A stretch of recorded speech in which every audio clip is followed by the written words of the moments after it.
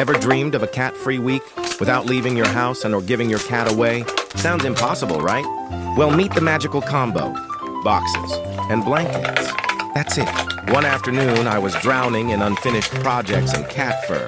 Every minute, a paw in my coffee, a tail on my keyboard, eyes judging me. So I grabbed some old boxes, tossed in some blankets, cut a few holes, and made a fortress. Not for me, for them. And they moved in.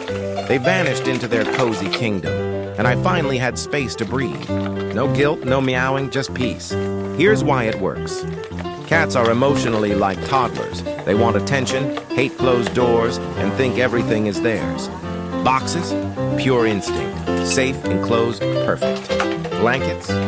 Soft as love. Put them together, you've built Disneyland for your cat. Bonus fact, cats sense your stress. That's why they bother you.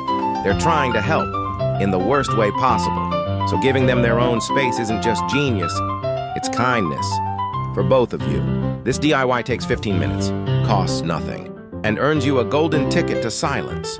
Try it. Your cat will thank you, eventually. And you?